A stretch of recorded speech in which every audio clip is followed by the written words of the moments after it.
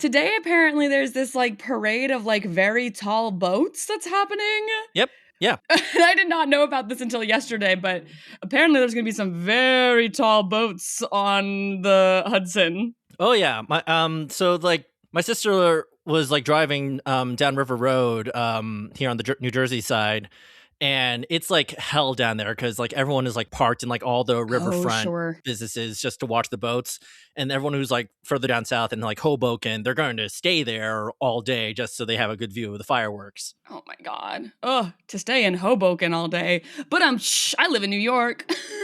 Oh, Mackenna, today is also a very significant day for reasons that are important to us in particular. Why? Today is the canonical date of season 2 of The Pit. Oh, yes, it is. Aubrey. Yeah. Aubrey won't watch The Pit because she doesn't like to watch things when they're still airing. No, I need to wait until it's over so that I know whether it had a satisfying conclusion or not. Why would I spend my time? I do kind of get it. I mean, it's just like somebody's but also like, it's a good show. Try this delicious sandwich, but the last bite of it is full of like, I don't know, Ipecac, like, and you're just gonna start throwing up everywhere. It's like, no, I don't want to eat that. And everyone's like, no, it's really good up until you get to the Ipecac. Like, no, well, I don't want to eat the Ipecac at the end. See, and I watched all of Game of Thrones and got to the Ipecac at the end of the sandwich and decided, that sandwich wasn't so bad. Let me go back for more because I've been watching House of the Dragons. What is it? Is it Ipecac or Ipecac? I have no idea. I said something wrong. No, I'm not a doctor. See, my thing with Game of Thrones, like, now that I know that that's what happens at the end, is like, well, why would I even start it at this point? Right. Exactly. Yeah. That's my mentality for every show. Well, speaking of shows, hello and welcome to Informed Attraction, a podcast hosted by one whatnot and one anytime Muppet, a podcast all about how you and me, baby, ain't nothing but Muppets, so let's do it like they do it on The Muppet Show. This week, we are joined by Kenjiro Lee, friend of the pod, playwright, puppeteer, director, and performer. Kenjiro has over 15 years worth of experience as a puppeteer and recently attended and trained at the National Puppetry Conference at the Eugene O'Neill Theater Center. Welcome, Kenjiro! It's great to be here. Listener Kenjiro, no more. Now just guest Kenjiro. Guest Kenjiro! Yay! Yeah. Kenjiro is also a bit of a Muppet historian, so I wanted to have him on for this episode where we were talking more broadly about how beauty, body image, and attraction intersect with the Muppetverse. Before we even scheduled a date to record this, Kenjiro just started sending me videos from the Muppet Show of here are some primary sources for us to talk about this episode, and I was like, perfect. Made my research load while also trying to edit this week's episode way easier. Always happy to help. Last week, we got really specific and really personal with Gonzo and why so many people view him as a queer icon. And this week, I wanted to do a more broad overview of how beauty and attractiveness functions in-world in the Muppets. The Muppets has been on for a long time and in many different forms. So obviously, over that time period, this topic is bound to come up. Like I said, Kendra sent me a lot of the clips we're going to watch today, and I also did some more academic reading and also like news stories that were happening at the time of some of this. So strap in, because we're jumping through the mirror and into the Muppetverse. So last week, we talked a lot about how Gonzo has become a sort of genderqueer icon for a lot of non-binary people. But gender does exist in the Muppet world, and as a piece of culture, has parts to it that both subvert and reinforce traditional gender norms. Aubrey, we established last time that you're not a huge Muppet connoisseur. I'm not. I wasn't raised on Muppets. Yes. Have you heard of Muppet Princess Gwendolina? No. Kendra, have you heard of Muppet Princess Gwendolina? Is that from one of the Tinker D specials, or? Yes, correct. Okay. Yes. So this is this Aubrey, really this shows just how much of a Muppet nerd I am. Yeah, Aubrey. This was kind of a trick question because this is not a big character in the Muppets. She's one of the main characters of a pilot episode of a new Muppet show from 1962 from Tales of the Tinker D. And while some characters from that episode would go on to show up in other Muppet media like Kermit, Tamanella Grinderfell, or King Goshposh, many of the characters wouldn't. So one of those is Princess Gwendolina, who model-wise is sort of giving girl Kermit. You can see her here. I'm putting it in the chat. Kermit, girl Kermit. I just want to call out, this is a Muppet Wiki link. Muppet Wiki is the encyclopedia for everything about the Muppets. This is how I got into like information I saw on my wiki, I got to that before I ever like watched a full Muppet show. Wow. You were in the lore before you were in the content. Oh yeah. Oh, I'm obsessed with fandom wikis. I love finding a new fandom and then just going deep into the fandom wiki, but then never actually watching any of the content.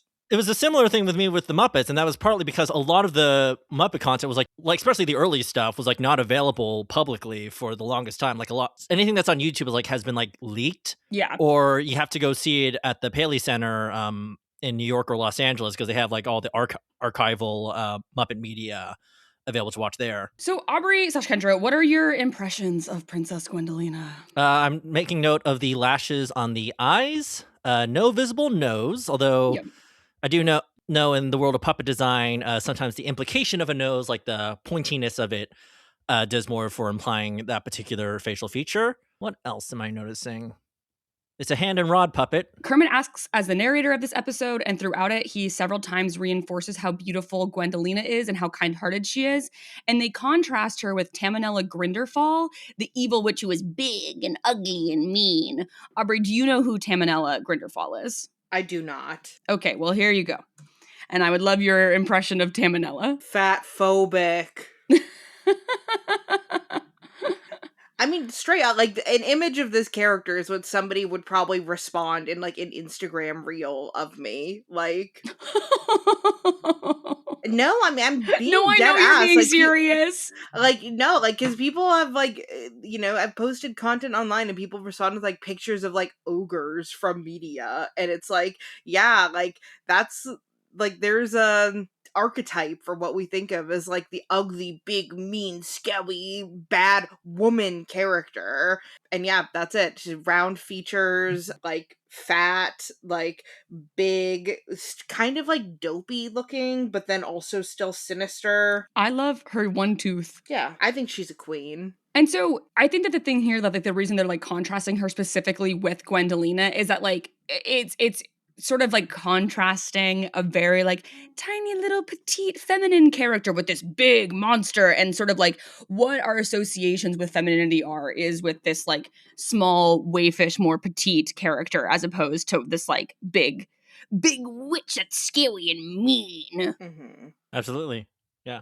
And so I bring this up to say that there are times in the Muppet universe where stereotypes about beauty and femininity are certainly reinforced. And Aubrey, I did also want to tell you that there is a character in Sesame Street named Princess Gwendolina, but she is portrayed by Bert in drag and is wed to a poor, honest farm boy played by Ernie in the Sesame Street story, The Magic Apple. And Aubrey, because I know you love Sesame Street, I just thought we would watch these little gay boys as a treat, so. I love them. I say, here's your bride now, the lovely Princess Gwendolina. No way. Never. Not a chance, Ernie. Oh, beautiful princess, where are you? Oh, Ernie. She doesn't seem to be here. I will go fetch my beautiful princess. Hey, come on, leave me alone, Ernie. Come on. Ernie, I don't want to do this. Come on, you gotta... Ernie, why does it have to be me who plays a princess, huh? Because we didn't have anybody else to play a part. Now, come on, Bert. Ah, Come boy. on. Okay, You look okay, great, where Bert. do I stand? Do I You're stand beautiful. here? I love Bert and Ernie so much. Obviously it makes like it's comedically more satisfying for Bert to be the one who's being forced to be in the princess costume, because he's gonna be all grumpy and like, I don't want to be in the princess costume about Still it. puts it on. But he still puts it on, and he comes out there for his boy. It's not the first time. Like he does the same thing with a Muppet Family Christmas when they do 'Twas the Night Before Christmas, and Ernie and Bert play a couple, and Bert has to play the wife again. Because Bert is just the wife. He is just the long-suffering wife, and it just is what it is. And his little himbo husband. Exactly. That's been the dynamic since 1969. Yeah. There's a few sketches called I Feel Pretty, but one of the sketches called I Feel Pretty that happened on the Ed Sullivan Show, where basically this girl, Amanda, gets a book where she learns to be pretty, and she makes all these changes to her face and makes out with a man named Conrad. And when that happens, she reverts back to her ugly form, but then she meets a Muppet with no eyes, and they fall in love. And I thought that sketch was really interesting because we do get this acknowledgement of like beauty standards. The way they make Amanda look when she's pretty, I do think falls largely in line with traditional human beauty standards. Smooth blonde hair, proportional forehead, lush lips, sultry almond-shaped eyes with like makeup on the lid. And incredibly so, 60s looking makeup, by the way. She's got her dark eyeliner and her very light like concealer lips. Yeah, I mean, it's so like hot 60s mod girl is how they make Amanda look when she's put on her like pretty girl face. And so I think we just do have this acknowledgement of like the societal importance of beauty and traditional beauty standards from the early days of the Muppets. Obviously, this is happening on the Ed Sullivan Show, so like this is very, very early days of the Muppets being in existence. Kendra, do you have any thoughts on that I Feel Pretty sketch since you are the one who sent it to me? The way I think of that, I've been thinking of that sketch of late, is that it's kind of almost a manifestation of what I found to be a very prototype manifestation, what I found to be the Muppets' sort of approach with beauty is to kind of like focus more of an acceptance of the kind of like, this might not be the best way to describe it, the more like kind of weird and grotesque imagery that would define them moving forward, which will become especially relevant with the later I Feel Pretty sketch that we'll talk about. Yeah. Kind of accepting these characters don't have to look like anything to still have an attachment to them. I want to bring up, where'd I put that? This is where we start getting some Kenjiro puppets pulled out. Unfortunately, this is not a puppet. This is a book. Dang. So this is Bill Baird's Art of the Puppet book, which I got at a used bookstore years ago. This is from the 60s era. What's interesting about this book is that it was published like pre The Muppet Show and even pre Sesame Street, showing the kind of world of puppet design at that point. And there's actually like a one paragraph quote about the Muppets towards the end of the book. Okay, this is by Puppet Master Bill Baird, probably more famous for being the marionette artist behind the Lonely Goat Herd sequence from The Sound of Music. Jim Henson, a regular on television, has created a troupe of strange characters, the Muppets. They lend their unearthly faces in a contrast to earthly voices on records. The contrast is humor. Henson has peopled his television with creatures never seen before from his own imagination. And this weird population is a very happy contrast to just people. The airways are so full of the latter. Yeah, I was reading this really interesting article about like sort of like what the utility of the Muppets were and like what Jim Henson really wanted to do with them. And it brought up a lot that like the Muppets were allowed to do things and say things that people wouldn't be allowed to do, especially like political things and like poking fun at like political figures and stuff like that, because it wasn't then being attributed to a human being. It was being attributed to a Muppet. And so that was like a really interesting thing, I think, too, of just like, what does it mean to like put this like other thing on screen where it's obviously like there's like a human-ish voice coming out. We know there are people behind it, but the delivery mechanism is not a person. And like that Right. like sort of distancing effect was actually really useful for what Henson wanted to do with the Muppets. I also think Aubrey, the Lonely Goat Herd getting brought up. Aubrey found out that the Von Trapps were real this week. I didn't know. First time? First time, 30 years old. I've been to the lodge. And if I had been, I would have been like, oh shit, they were real people this whole time. Yeah. That being said, The Muppet Show has also several times subverted expectations when it comes to the reinforcement of gender stereotypes. A great example of this is the season 1, episode 9, I Feel Pretty sketch. So Aubrey, if you would not mind watching this one for us and telling us what you think of it, I will send you this one now. I did not have you watch this one in advance. I want to see the reaction to this one. Great. I love this one. He will soon be here. Be still, my aching heart. I feel pretty, oh so pretty.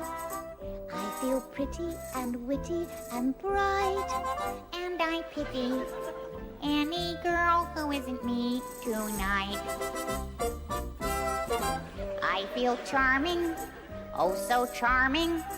It's alarming how charming I feel, and so pretty that I hardly can believe. Aubrey's face is starting to look puzzled. She's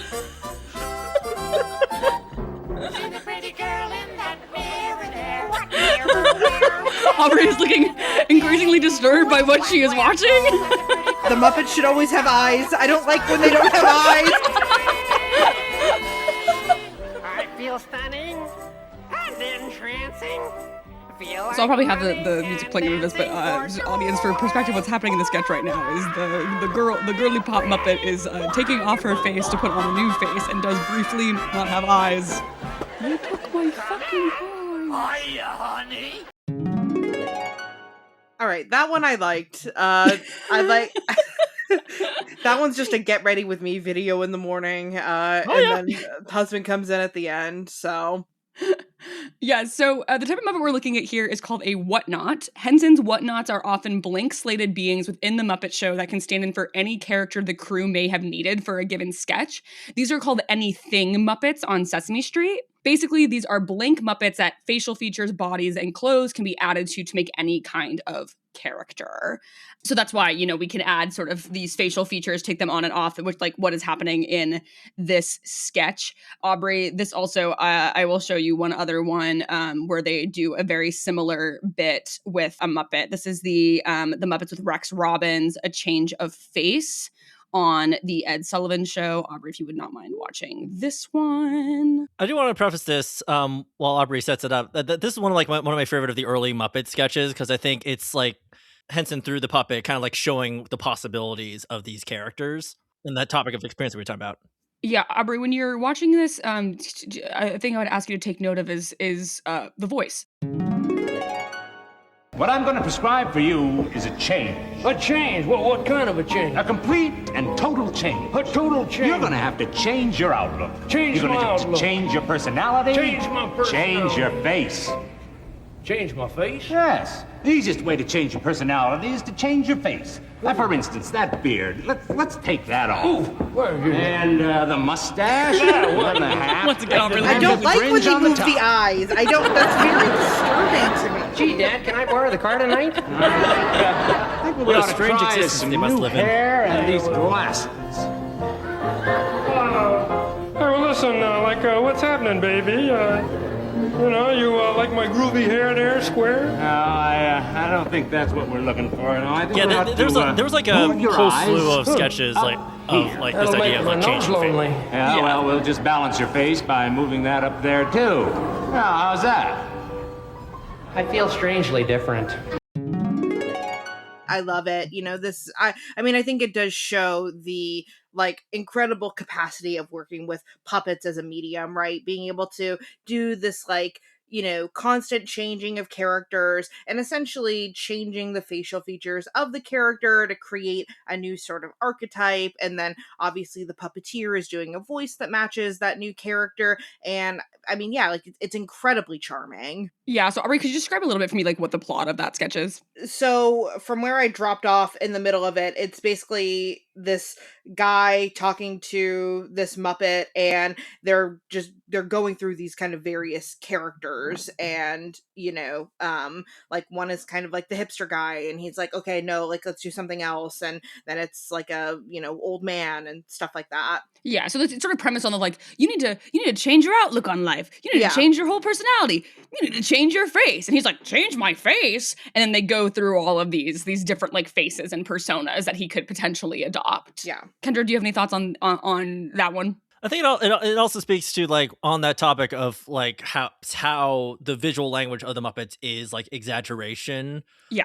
So even the slightest adjustment of a character's appearance will speak volumes about what that character now becomes, and especially in the hands of a skilled puppeteer like Jim Henson, informs how the voice operates, how they move. Yeah, and I Kendra, to that point, longtime listeners will remember that I watched Muppets Most Wanted when I was watching all of Stanley Tucci's movies, and that the whole thing in that movie is that the thing that separates Kermit from Constantine is a mole, and that's it, and it's that when it's Kermit, exact same puppet, no mole. When it's Constantine, mole. And that's the only physical difference between those two puppets, but obviously a world of difference character and voice-wise. You'll have Waka your last Waka, bear. And what's hilarious is that the guy who was the performer for Constantine is now the performer for Kermit, is Matt Vogel. Oh, really? Yeah, he took over from Steve Whitmire in 2016. Oh, amazing. And so Constantine is now quite literally Kermit. They finally just merged into one guy. Yeah. Well, it reminds me too of like, if I am doing a comedic performance, one of the things that I've always really leaned into when trying to make new funny characters is picking a part of my body or like a facial feature which I am leading with, where like a character who's very like forehead led is very different from a character who's very chin led and or very chest led. And I think all of this is like to say that when doing comedy, right? Like it's that exaggeration that like those choices that make a performance funny, and then it gets even more, exacerbated when you're able to do that with a non-person. In the I Feel Pretty sketch, female Whatnot replacing all of her cutie girl feminine features and becoming a monster, but that doesn't matter because her date is also a horrible monster, so he's super turned on by that and they make out. And let me say, while I was watching that sketch, I sort of galaxy brained out in a couple different directions, perhaps even 3 directions. On the one hand, I love this subversion of gender expectations and beauty standards. I think that absolutely rips. On the other hand, I don't love the notion of entirely changing yourself for someone you are going on a date with. On the other hand, hey, if this gender fluid diva is affirmed by both her monster garb and her girl drag, live your dreams, queen. I just had so many thoughts about this sketch while I was watching because I was like, this has so many different, like, my brain was just It's a loaded sketch. My brain was just like, while I was watching it. I knew you were going to have thoughts. That's partly why I was like, this is exactly what Mackenna will want to see in preparation for this. Yeah, absolutely. Kendra, what are your sort of thoughts on this one? Some things that I can bring up. Look, maybe this will contribute to your thought process with this. Did you notice that the voice changed midway through the song? I did. Yeah, so for the first half of that song, I think like up until after what I would call the bridge of that song, right, it's Fran Brill who's doing the voice. Fran Brill is probably more famous for her Sesame Street characters. She was Zoe in Prairie Dawn for decades. In film, for like actual acting roles, she was the sister in What About Bob. And after that point in the song, like I think it's after they add the teeth. It's Jim Henson. Oh, interesting. Yeah. Oh, gotcha. That is really interesting. I guess I just hadn't considered that it was a completely different voice actor too. Well, I think Jim is like doing like a falsetto. Yeah. He's just doing this kind of falsetto voice, which is actually kind of similar to Tamina Grindelfeld's voice, if we're really being honest. That was a different performer, but that kind of going, I'm going to stop doing that. That kind of like going up into the upper register, like already like signifies so many things in regards to the type of character that's being played right to your audience in conjunction with what they're visually seeing on the puppet. Yeah, and I think that's a really interesting thing too, that like kind of like to get into like the about the whatnots is like, because the whatnots are very much sort of like blank slate Muppets, like when the face and body completely changes, is it still the same Muppet or is it a completely new character? Like, is it even the same person? The whatnots open like a like an existential dread question for me sometimes, where I'm like, I don't know that I can totally use my brain in this way. What is the thing where it's like, if you take all the pieces of this ship and then you put it back together? Ship of Theseus, yeah. Yeah, is it still the same ship? That is what you're describing, but in Muppets. And I don't know. I don't have the answers to this question. And comedy in the Muppets as it relates to attraction often relies on this sort of subversion of expectations. Right. So, Aubrey, we're about to get into I'm going to send you a bunch of clips all at once. Aubrey, this is a beat from Muppet Treasure Island. Oh my God. I know what this is. Yeah, you do, because you're the one who sent it to me. Big, fat, ugly, bug-faced, baby-eating O'Brien? I love Muppet Treasure Island. Hi.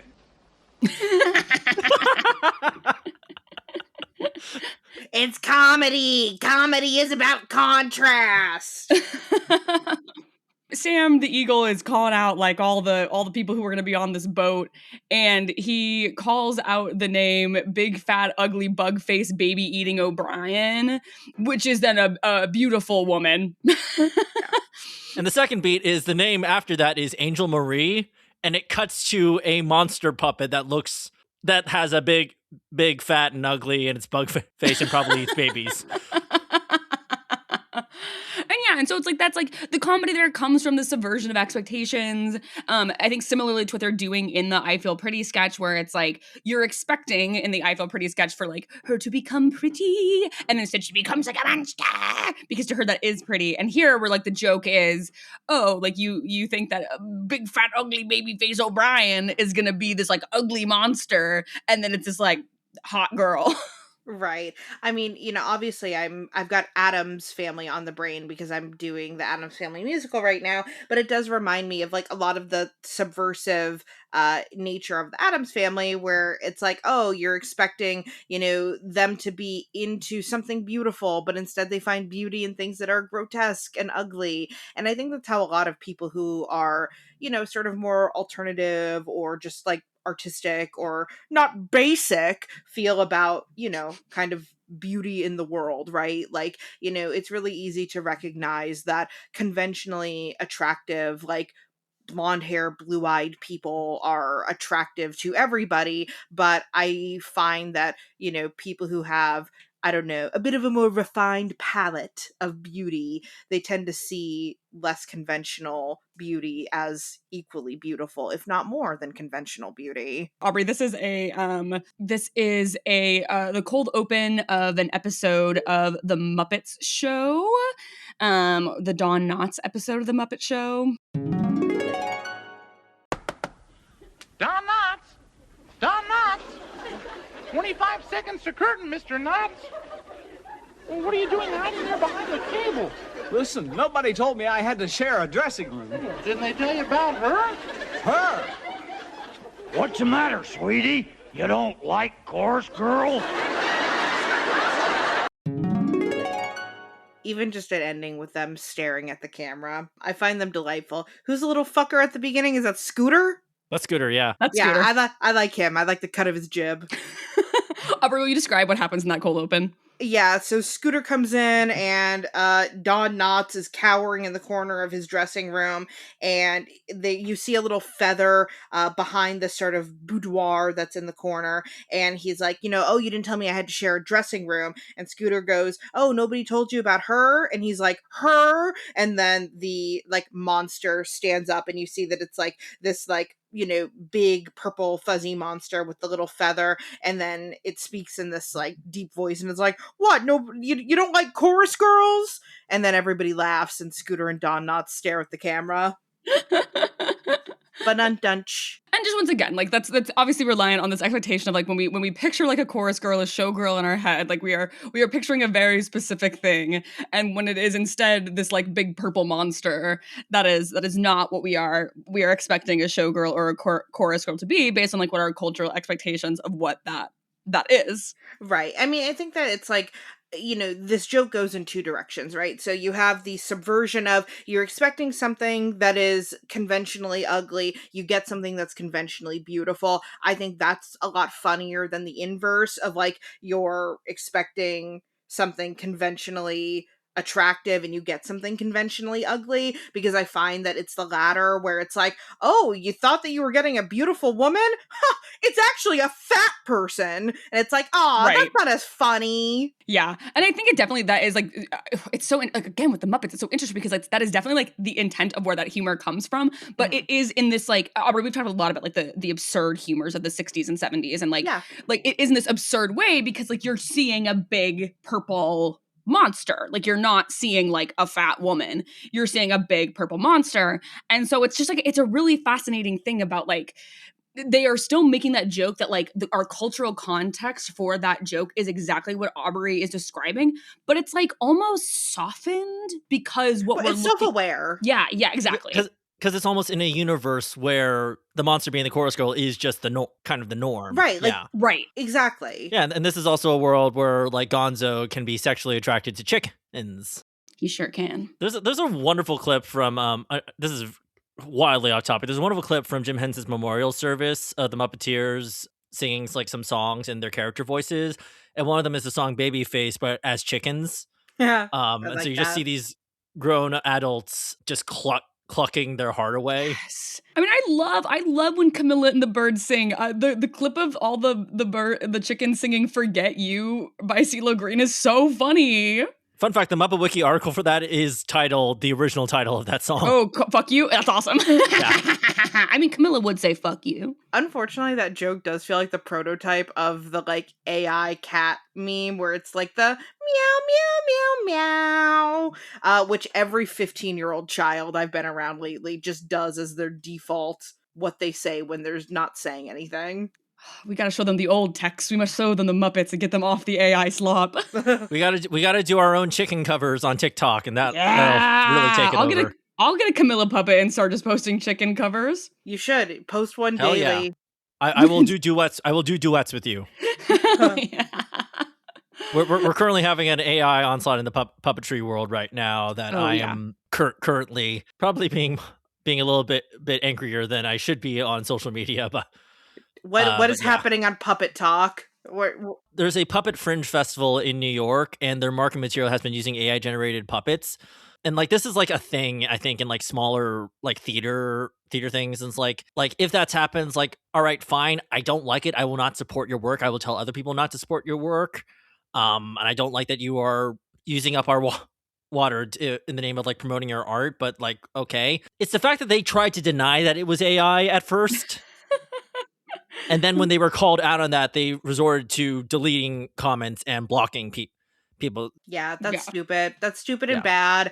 So, Aubrey, you earlier were making this point about like finding the beauty in things that are ugly or alternative and like why that can be more interesting and more beautiful. And so I have to bring us to one of my favorite things from the Muppets, which is a song that they sing about being ugly. But I just think this song is so delightful and I love all the puppets in this sequence. I specifically love the warthog puppet they use in this sequence. Ointment and makeup and all that you smear on your body daily. Yeah. Then you wipe it all off and you put on some more. So be thankful that we are ugly. We're ugly as sin. But beautiful's out, ugly's in. If you're ugly like me, you're in good company. There are millions of us who are ugly. There are millions of us who are ugly. Yeah, I just love that. It also reminds me of the scene in SpongeBob where he's like, I'm ugly and I'm proud. What I find interesting too with the video that you sent is that there's only 2 comments on it, but I thought one of them was interesting. So this comment from 6 years ago, shout out to Tara Staz in 2020. It always amuses me to see people squealing that they're not allowed to call people ugly, fat, or whatever anymore because of snowflake culture when the Muppets have been embracing imperfection for longer than I've been alive. Totally. 100%. And it's like, I love this song. Like, this song is just like being like, consider the crocodile. And like the crocodile is ugly, but also it's beautiful because it's ugly. And consider the warthog because it's ugly, but also it's beautiful because it's ugly. And I don't know. I just really like this I think the whole song is so delightful. And it really tickles me every time I listen to it. Yeah, I think and that's part of the thing, right? Is like, I talk about this in my work when it comes to stuff like fat acceptance. And I just recently did this presentation at this conference for a bunch of gym teachers. And one of the things when I'm talking to more of like a normie, not based audience is I say, I'm okay with saying the F word. Like, it's okay to say fat. Fat is just a descriptive word that describes people's bodies. And they always look so kind of off-put by it when I say that, but it's because it's the first time they've ever heard somebody say the word fat without it being a negative thing. Right.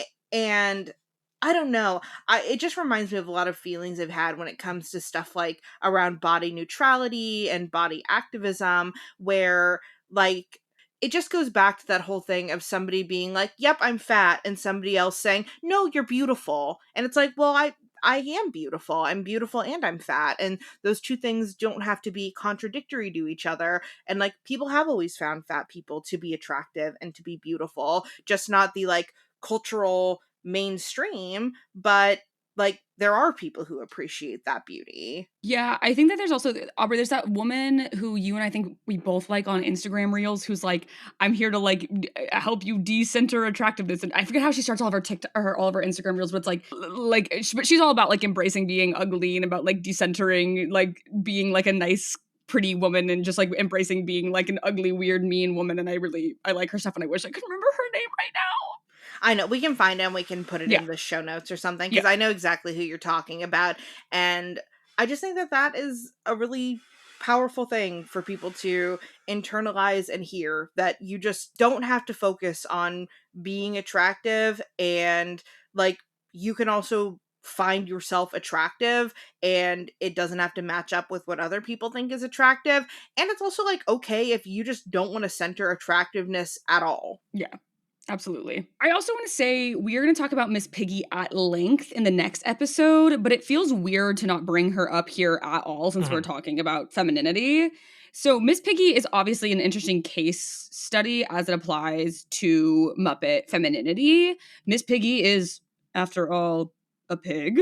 And if we're talking about like soft femininity and like kind-heartedness and being petite and dainty and little as these like paragon tropes of femininity, a pig is probably not the first creature that would enter your brain. Thus, the Muppet Show frequently uses the dissonance created by a beauty star pig for comedic effect. One example of this is in season 4, episode 1 of the Muppet Show. Miss Piggy assures Kermit that she is not angry with him for suggesting that she alter her behavior when they visit his family, only to kick him into the stage curtain moments later for implying that she wallowed in mud and ate swill back home. But you know, despite all the jokes that are often made at Miss Piggy's expense, she's obviously an icon. And I think this often goes along with her like diva persona, and it's sort of that element of her that folks have really embraced and just how unabashedly herself she is. And I think in many ways she is a representation of a sort of alternative to the soft femininity that exists for other female Muppets. Like I think even if we take like probably, I would say, and you guys can disagree with me, the second most like famous female Muppet, I would say, is Janice. Yeah. Who is in Dr. Teeth and the Electric Mayhem. Yeah. She's a bad bitch. Yeah, love her. She's like a thin, chill, hippie blonde, and she is, well, obviously alternative. She's still more in line with like the soft femininity that the Muppets often highlights with its other hot girl characters. But Piggy sort of represents, I might say, femme as in FEMME understanding of gender. So gender scholars Rhea Hoskin and Ashley Taylor assert that, Aubrey, if you would read this quote for me.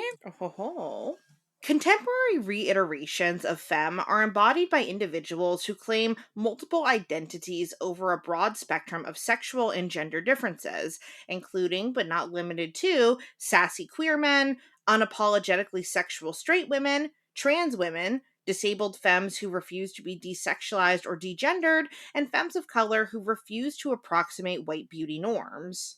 And I'll just say that I think that like Miss Piggy sort of falls into like that zone as opposed to this sort of like femininity dominant cultural idea of like womanhood that we often talk about. What are your guys' like impressions of Miss Piggy? Again, we're gonna talk about her more next episode, but I wanted to, bring her up here as well. I think I saw a discussion about how in Miss Piggy representing like trying to represent like an old style of Hollywood starlet in how the character's portrayed, that she is kind of a drag act, especially because Miss Piggy has like exclusively been performed by male performers since her inception. Like I think in one of her first appearances on one of the Muppets late night appearances, I'm not quite sure. I don't remember the name of this show. I do know that it was Jerry Nelson who performed Miss Piggy in that sketch, and then it was Richard Hunt for a little while, trading off with Frank Oz. Frank Oz took over until late 90s, early 2000s now, and it's been Eric Jacobson since roughly 2001. There's an element with Miss Piggy, and you'll probably talk more about this on your episode dedicated to her, about how it is very much like a male interpretation of this particular type of individual that she's parodying. Also worth acknowledging, a lot of humor related to her is the fact that she is a pig. There have been Muppet Show sketches centered around her weight, but she's also like, when that happens, she's also like not afraid to punish those who within the Muppet Show universe who make those jokes at her expense, quite violently, in fact. Yeah, I mean, I think that's a totally great point. And I think that, like, in the last episode, we talked a little bit about, like, the Muppet Babies moment of the Gonzarella Muppet Babies moment. And a really thing that struck me when I was watching that was that, like, they didn't have a lot of, like, female Muppets in general to, like, be in that episode. And, like, you know, when you get out of, like, I would say, like, Aubrey, name all the female Muppets you can right now. Janice, Miss Piggy. I know the chicken now. That is about... there's one little fucking orange one, I think, maybe. Or, though I think you had Janice again. I just thought of Janice twice. That Janice a second time. Yeah. It was Janice, and then my brain made an amalgamation of Janice, but with less formed features. And I thought, is that another one? Nope. I mean, it has to be acknowledged that the Muppeteer troupe has largely been like a boys' club, right? From the very beginning. There have been there were like a few women who worked on the as puppeteers on the Muppet Show. Fran Brill would come in occasionally. There was a regular performer in the first season, Erin Osker. Her most notable character was Hilda, who was the seamstress on the Muppet Show. Mm-hmm. I think after her, it wasn't until like Louise Gold came in season 3 that they had like a permanent female Muppeteer. Later, she would be joined by Karen Prell and Kathy Mullen, who would go on to be performers on Fraggle Rock. I don't know how much I want to bring in Fraggle Rock into this, because that could be, honestly, it could be its own episode. Yeah, it could be. Fraggle Rock, I think, is like the most diverse of the Muppet Show under Henson's control. Yeah, and I think that's just a huge thing of like Kendra, I love that thing that you said about like Piggy very much being like a woman through a male lens, and like why I think she does like in many ways kind of feel like a drag persona is because, and like frankly all the female Muppets for the most part kind of feel that way in some ways, because they are all being sort of viewed through this lens of mostly being created and like puppeteered by men. But I think Piggy specifically feels that way because it does feel like this very like, this is what my impression of a diva is like. But I also think that's why she's so iconic. And it's just like, she's a fantastic character, but I think that's a really apt way of like summing up like I think how her brand of femininity comes across. This whole conversation is reminding me a lot of just the concept of like androcentrism and the idea of like male as the default, right? Where if male is the default, then like female is something that has to be something special and different, right? And you know, you think about the characters of the Muppets, and it's like, I don't know, does it really matter if Fozzie Bear is a boy or a girl?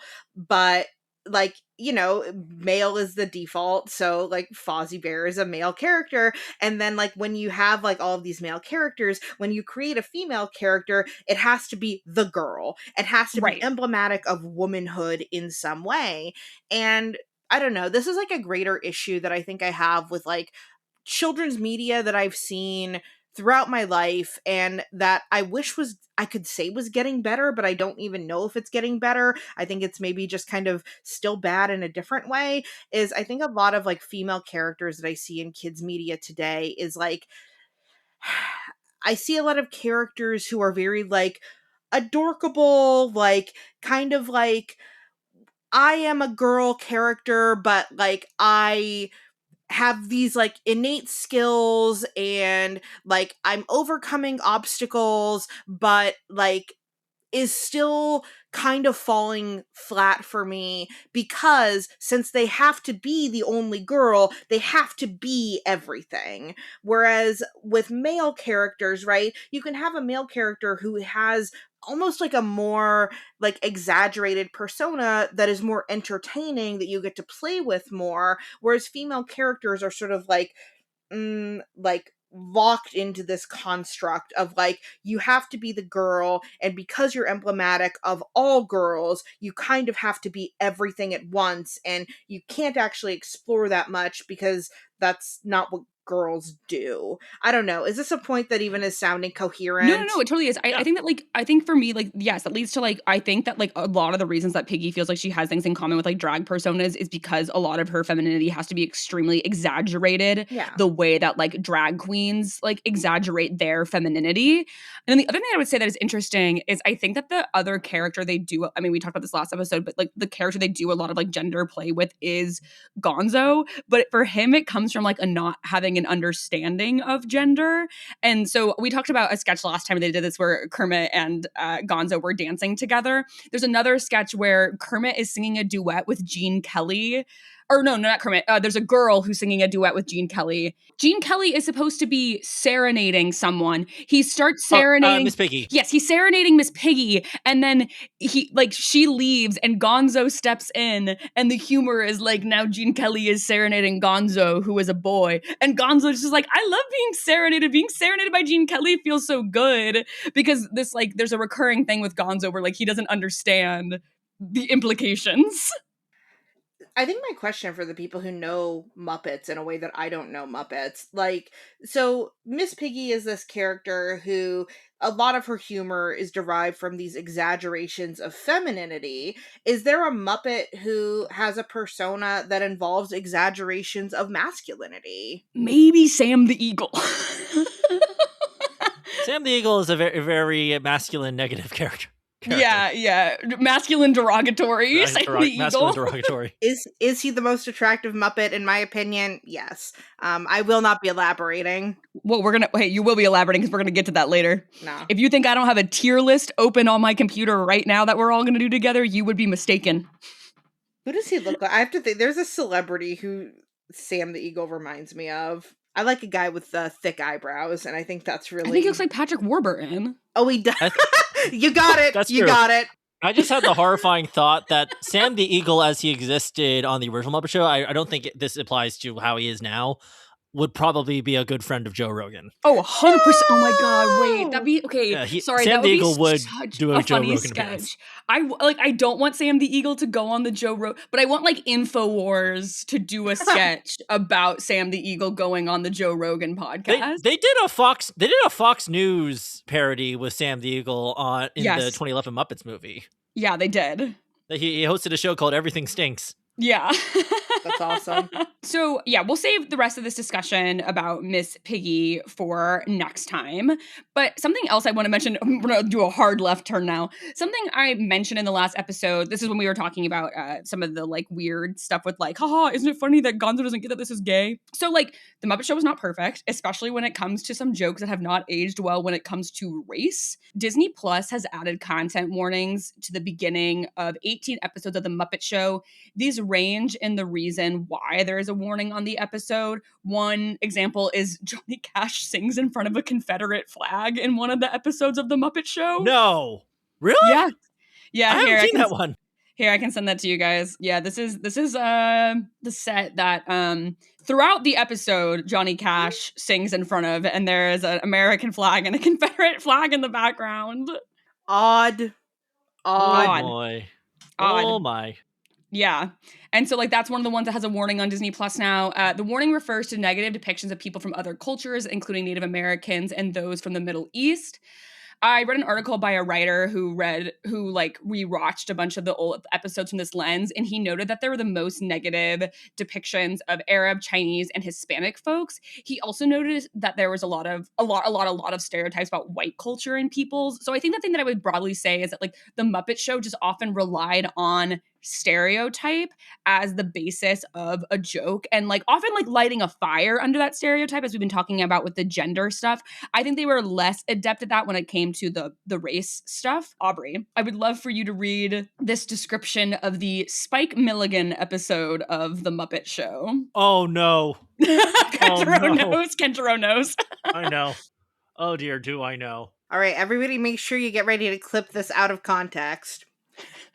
This British comedian and creator of The Goon Show, one of the most annoying people in entertainment history, presided over some sort of Muppet Festival of Nations, a broad parade of ethnic stereotypes that might have given people in a 1905 vaudeville hall pause. The opening number, a tribute to the Land of the Rising Sun, features Fozzie Bear singing Oklahoma, while a group of slant-eyed puppets wearing Chinese peasant-style hats attempts to sing Yokohama. Then, in the climax to the show, Milligan shows up in a rendition of It's a Small World wearing a Fu Manchu costume and buck teeth. The groovy Hawaiian puppets in the image below are the least of the number's problems. There's a primitive Muppet with a bone in his nose. That's not good. I'm gonna say it's not a great one. I forgot that the Oklahoma Yokohama sketch was in the same episode as the It's a Small World. Oh yeah, it's that episode. Not great. Not a great look for the Muppets. Nuh-uh. And all the Muppeteers were white. Of course they were. Yeah. And so these warnings all got added in 2021, which you might remember as the time when shows were like pulling their episodes that had blackface off of streaming services, and movies like Lady and the Tramp were getting similar warnings added ahead of their appearance on different streaming services. And like, listen, it is not ultimately shocking to me that a show that ran from 1974 to 1981 has some jokes that would make me as a modern audience member go, yikes! But like, as like the warning ahead of all of these things say, like these jokes were not okay at the time and they are not okay now. And like, if I met someone who was like, yeah, my favorite episode of The Muppet Show is the Spike Milligan Muppet episode, I'd be like, fuck, you hate people of color. Somewhat relatedly, Muppets like are extremely species blind when it comes to attraction. Kermit dates Miss Piggy, Gonzo dates chickens, and I think it's because while technically all of these Muppets are specific things, a pig, a frog, a dog, whatever, they're also all still technically Muppets and thus the same species. Do you know what I mean? But also Muppets and humans occasionally are into each other, and that, I don't know what that means. That one is actually really confusing to me. What do you guys think? I don't find it confusing at all. I think love is love. I'm not a hater like you. Okay. There's a bit in the Muppets Take Manhattan where Rat flirts with Brooke Shields and she flirts right back. Oh yeah. Well, speaking of that, one of the things I have to talk about here is Muppets Haunted Mansion, which is a movie that came out in the past few years. I actually love Muppets Haunted Mansion. I don't know. It's one of their best projects in the last couple of years. Yeah, it's really fun. And I love the pairing of Pepe and Gonzo together. So the plot concerns Gonzo and Pepe facing the challenge of staying in a haunted mansion for one night. And because Pepe is like canonically horny, Pepe meets and becomes entranced by the ghost of Constance Hatchaway, who plans to marry and then kill him as he meets the ghosts of her past husbands. Gonzo manages to stop the marriage and save him. Thank God for Gonzo always. Constance is played by Taraji P. Henson, so a person. Some notable things is that all of Constance's past husbands have been Muppets. It has to be said she has a type. I texted the clip of their tango to Aubrey last night and said it's Morticia and Gomez, but evil. Aubrey, what did you think of the Pepe and Taraji P. Henson song? I thought it was delightful. It's very fun, and all the other Muppets being like, don't do it, man, she's crazy. And Constance like seduces him. And then there's a line from Pepe that genuinely made me laugh out loud when I watched this movie. He goes, "She cannot resist me, but who can blame her?" And this is to say, Pepe loves to be flirting with the ladies. I would literally argue some of the best Pepe bits of all time is when he flirts with real human women in a seemingly unscripted way. There is an ongoing romance between him and Laura Spencer on Good Morning America, sending this clip to both of you. Kendra, I don't know if you've seen this one or not. I've seen little bits and pieces of it, but I'm also thinking of another Pepe interview thing that I'll talk after we react to this. We have to be in remarkably early. Can I help you? I'm just reading the copy. No, that's not the copy. Look, eyes up. Then I'm looking at your legs. A new study out of Britain says that nearly 50% of people, men and women alike, can't bear talking to anyone for at least an hour and 15 minutes from the time they wake up. 21% even ignore their kids. Not to worry, though, half of the grumpy morning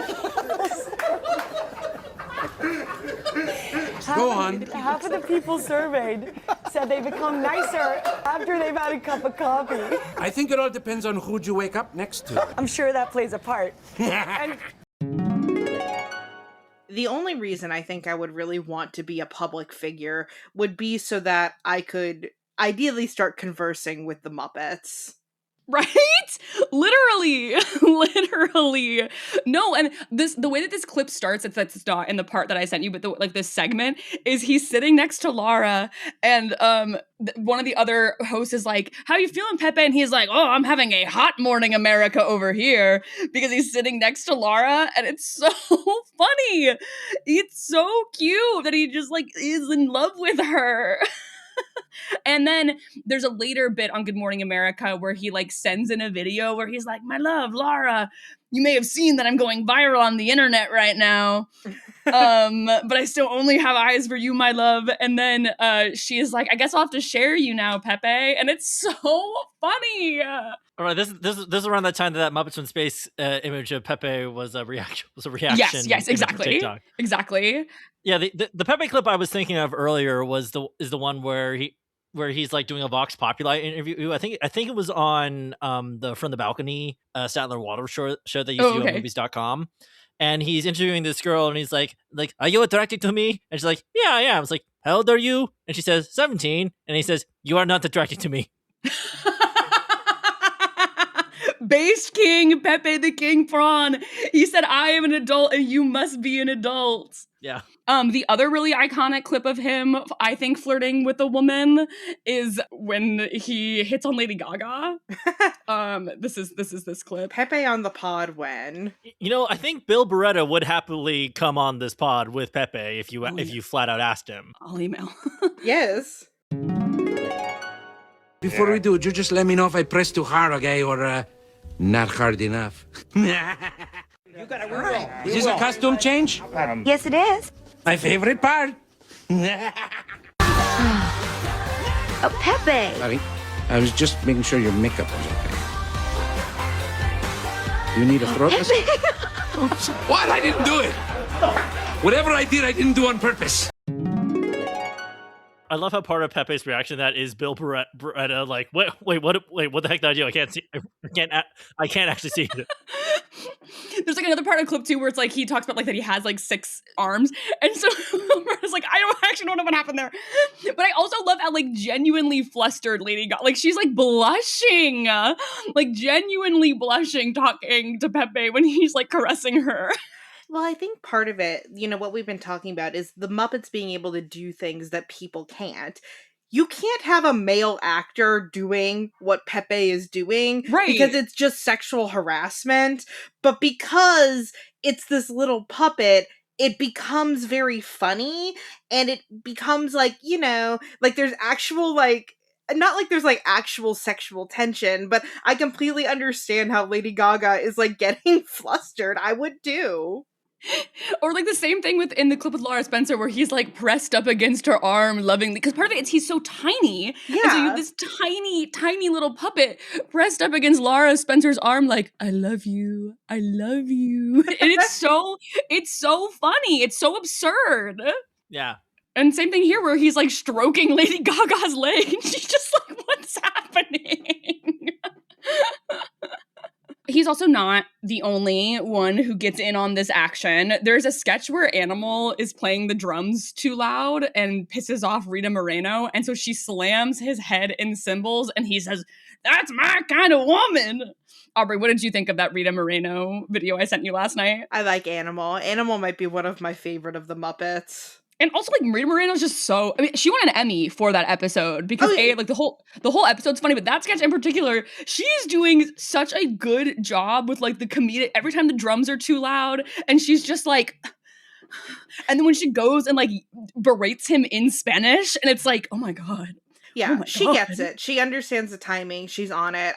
It's unsurprising to me that she would win an award for that because it was very good timing. Yeah. 25% of the reason that Rita Moreno is an EGOT winner is because of the Muppets. Yeah!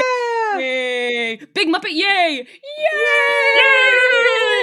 Wait, can I do that with my Kermit? Hang on. Yeah. For listeners, I have a Kermit puppet that I got on Etsy that I've just had hanging out. Yay!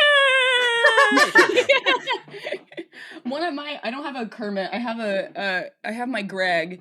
But he lost one of his dowels, so I can only do a one arm yay. Yay! I'm just getting another puppet to do the yay. Yay! Yay. Wow, I'm delighted. Who is this one, Kenjiro? Okay, so I've been going by different names. I think today my name is Hudson. Hi, Hudson. How's it going? Hudson. It's going quite well. You see, this is the miracle of modern technology in that this fellow here, the guy who's on the microphone, he's wearing headphones. I am not. In theory, I should not be able to hear what the heck is going on this computer screen in front of me, but I can. That's the magic of puppets. Well, I think Kenjiro should buy you a pair of headphones. I'm gonna go off screen now. Bye. Bye, Hudson. Well, speaking of celebrities, in one of the articles I read, they mentioned that the Muppets are celebrities, like both in real life, a la me being starstruck by the Muppets at the Rob Lake Magic Show and being like, who is Rob Lake? I only want to see Kermit and Gonzo. Oh, I have so many thoughts about that show, but I'm not going to share them. Did you also see it? I did see it. I saw it like right after they announced it was closing. Oh my God, it was not good. Share the thoughts, because I didn't see this show, so paint a picture for me, please. Oof. Okay. Imagine that you are being forced by someone to watch magic for 80 minutes with the promise of Muppets, and the Muppets only show up for about 5 minutes. Yeah, and there's just so much littler. It was very much advertised as Rob Lake with the Muppets, and then it was really like, Rob Lake with the Muppets. And it's like, no, I wanted more Muppets. Like, give me more Muppets. That's why I'm here. And they weren't really involved in any of the magic, which I think was what was one of the biggest bummers to me, is if you're bringing me to a magic show with the Muppets, I want the Muppets to be involved in the magic, if that makes sense. Mm-hmm. Absolutely. And there was kind of like a theme park derogatory way of describing that quality to it, because it was the actual puppets, but it wasn't the actual performers. They were right. lip syncing to pre-recorded tracks by the regular Muppet performers. And so there was a distinct lack of what I would call a live factor. Yeah. And this is where my anti-AI stance is coming back in place. There's like a human factor to enjoying puppets. Right. That is the whole point of watching them. And part of that was missing in the fact that the Muppets were kind of not live. Yeah, absolutely. 100%. So I think that speaking of celebrity, being a celebrity also lends you being attractive, and we tend to think of someone as more attractive if they are a celebrity, a high status individual. This is my whole thing about regular person hot versus scary alien hot. And so I think the Muppets get a bump in being considered attractive because they're famous. They're famous. They are celebrities. Bobby Moynihan was on the Sid and Olivia podcast a year ago, and he talked about how the characters are treated as celebrities backstage. Elton John came when they were doing their show at the O2, and he was like, "Hello, Kermit," and then he was like worshipping Miss Piggy because he did an episode with her of the Muppet Show with her back in the 70s. Yeah. Dave Goelz apparently has a story where he did an appearance on the Today Show. He left 30 Rock, was like, "Oh crap, I forgot something. I forgot my keys in the dressing room," and he goes back to the door, and the security won't let him in. So then he brings out Gonzo, and they're like, "Oh yeah, sure, right this way."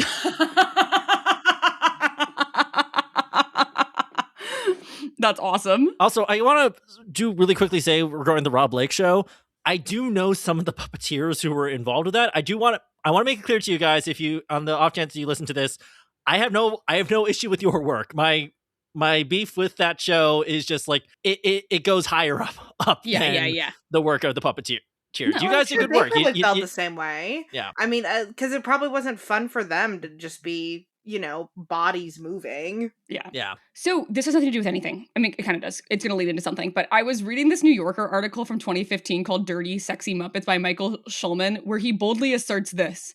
You may even distract yourself by deciding which Muppets are which presidential candidates. Here goes. Hillary Clinton is Miss Piggy, Joe Biden is Fozzie, Bernie Sanders is Gonzo, Jeb Bush is Dr. Bunsen Honeydew, Ben Carson is Rolf, Marco Rubio is Scooter, Chris Christie is Sweetums, Carly Fiorina is Janice, John How Kasich dare you is besmirch Sam the name of Rolf the dog by calling him Ben Paul is Carson? Beaker, Ted Cruz and Mike Huckabee are Statler and Waldorf, and Donald Trump obviously is Animal. Thoughts? I don't like that. It's wrong. This is wrong. I don't like that, and I don't think I agree with any of that. Yeah. This is all just wrong. I agree that Bernie Sanders is Gonzo. Even just initially, Hillary Clinton is not Miss Piggy. No. They only chose that because it's a woman. Yeah. Yeah. And I feel can I just ironically, Hillary thought? Clinton is more like Janice of the two female Muppets. Yes. Controversial. I think the Muppets operate on a completely different moral axis than any politician. Oh, I agree. I agree. 100%. Did I mention I was a political science major? No, we haven't talked about that. I don't think we ever talked about that. Yeah. Oh, you both were. Yeah. Yeah, I majored in poli-sci because I was first year in 2016. I was like, oh, I want to learn about politics so I can fight this. And then I learned more about politics and it just depressed me. So now I do theater and puppetry. Yeah. I was going to be a lawyer, and then I took the LSAT twice, and then I got an internship in Washington, D.C., and I went, oh shit, lawyers are not my type of people. So this article was basically about how a lot of people were shocked at how adult the 2015 show The Muppets was. They mentioned the following beats from the first 2 episodes in the article. In the pilot, Kermit explains, what can I tell... Actually, Kendra, will you do this as Kermit? What can I tell you? I'm attracted to pigs. Well, what can I say, Scooter? I'm attracted to pigs. Thank you. In the same episode, Fozzie talks about his dating foibles. When your online profile says passionate bear looking for love. You get a lot of the wrong responses. Well, not wrong, just wrong for me. I'm delighted. I like this show. And Kermit describes his life as bacon-wrapped hell on earth. And Sam the Eagle responds, can't say hell. Yep. In the second episode, Zoot draws a penis on a greeting card, and Miss Piggy sleeps with Josh Groban. Der Piggy de Groban de Groban. Honestly, based. And Schulman's article is basically about how the Muppets should be kept PG. And I want to say, I wasn't the biggest fan of the Muppet Show. I just think that, like, honestly, it got canceled mid-season. I just think it never found its footing. I think it just the final like 4 or 5 episodes, I think, are like really show what it could do. Right, like, that it could be funny, but it didn't have a chance to really. No, because it was trying to do this like Office style mockumentary thing, and like as we all know, those types of shows always sort of struggle in their first season, as they're figuring out what they want to be. And this one wasn't given the chance to grow. There's also a few times where they like try to do some like gay stuff, especially with Beaker and Bunsen, and it just comes off as weird. And so there were definitely problems with the Muppets. However, I think this notion that the Muppets were always for kids is interesting because Jim Henson intended them to be for adults. Yeah. And the earlier Muppet sketches, especially the ones before The Tonight Show, were much darker in nature. And even in some of the Muppet Show sketches, there's jokes about alcohol and hot girls and a sketch where a showgirl gets her dress ripped off. And there's this exchange between Statler and Waldorf. Kenjiro, if you would like to read this. She makes me feel like a young boy. She makes me feel like a young girl. I'll go find one.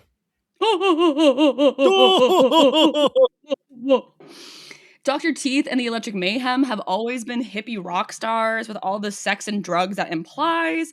Henson's son has described the sensibility his dad was going for in the Muppets humor to be that of a naughty troublemaker. And previous to the Muppet Show, Jim Henson was pitching a show called The Muppet Show Sex and Violence. And in The Muppet Show Sex and Violence, the Muppets parody the proliferation of sex and violence on television.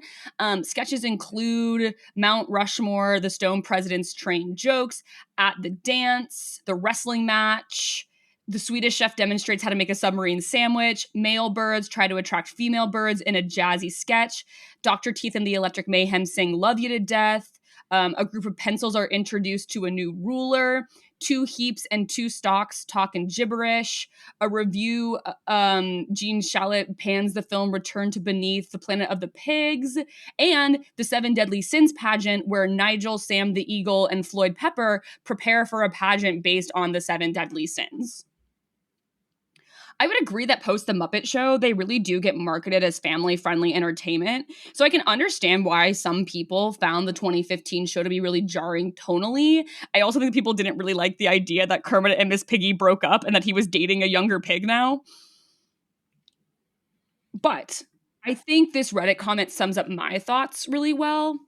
Yeah, The Muppet Show might be tame by today's standard, but they weren't inviting guests like Lena Horne, Alice Cooper, James Coburn, and Ruth Buzzy on for the kids. The whole reason Jim Henson did what he did, the reason he was so revolutionary, was because of his desire to bring puppetry as a form of entertainment to adults. He worked hard to break the impression that just because he used puppets, that he was a children's entertainer, and spent much of his early career doing everything he could to show that puppets weren't just for kids. I'm so surprised by this because as somebody who's not like a Muppets person, I feel like to me it's always felt very intuitive that like Sesame Street is for children, Muppets are for grown-ups. I don't know. It's like sort of surprising to me that doesn't feel like that. Like I feel like that's common knowledge. I think that it's like the thing that you were talking about last time that like a lot of people I think our age grew up watching the Muppet movies from like the 80s and 90s. Mm-hmm. And so because they grew up watching them as children, they're like Muppets are for kids. Yeah. I actually want to kind of push back on that a little bit. I think, well, actually, well, not really push back, more like kind of contribute that. My memory of the Muppets growing up was like purely Sesame Street, and that's because the Muppets, as now owned by Disney, weren't really active in the early 2000s, Yeah. which is one like most of my memory. Like I do vaguely recall seeing the Very Merry Muppet Christmas Movie, which was the Muppet It's a Wonderful Life story, which incidentally is the one that people claim is where Kermit canonically caused 9/11. Yeah, I that's the didn't one. bring it up. I didn't bring it up, America. Yeah, so I vaguely recall that coming out, but otherwise the Muppets were like really quiet beyond just like occasional appearance on television, like the Early Show or I think literally until the Jason Segel Muppets movie that was in like 2011. Yeah, that was like I remember like being part of the Muppet fandom, like starting in 2009, like when that was announced, everyone was sort of like doubtful, like, oh, there hasn't been a Muppet project in ages. And then that came out and that was like a big deal. And we kind of thought, oh, that's the beginning of more Muppet stuff. And then it kind of, there was Moses Swan and there was the 2015 sitcom, but it just kind of, things went quiet again after that. Yeah. And where was I going with this? So like, going back to the Sesame Street of it all, so Sesame Street was like the only frame of reference for the Muppets for me and I think a lot of other people. And so that's kind of like where the Muppets being just like a kid's thing, that impression comes from, is just like the more adult Muppets weren't really doing much activity, even though they were appearing on ostensibly adult shows, that being early morning talk shows. Right. Aubrey, I think that you just generally would really enjoy the Muppet Show, the one from the 70s and 80s, just because I think it really is kind of like your sense of humor in a lot of ways. Oh, yeah. And I've seen like clips of Muppet media. I would say the most formative experience I've had around the Muppets is several years ago when I was in Seattle. I went to the Pop Culture Museum and they had this big Muppets exhibit, and I was incredibly endeared and charmed by it. There were a ton of like original sketches and interviews with Jim Henson and clips and stuff like that. And I spent over an hour just in the exhibit kind of watching and consuming everything. And I have a really kind of deep love for what I think Jim Henson's vision was. I had a teacher in middle school who would play, for some reason, like clips from Fraggle Rock. So that's like very endeared to me. But yeah, I'm a big like 60s, 70s pop culture, especially comedy head. And I mean, I think that they were doing what is in line with that kind of absurdism that everybody was really doing at the time, but I think made even more charming by the fact that it's Muppets doing it. It was like humor for adults without necessarily saying what we call adult things like sex jokes and cursing. Yeah. Like it was quote unquote clean humor, but there was like there was an edginess to it that I think maybe modern day audiences don't necessarily identify as adults. Well, right. They don't see how boundary pushing it was, because those boundaries have now kind of evaporated. But at the time, like there was and it did have a considerable edge to it. Absolutely.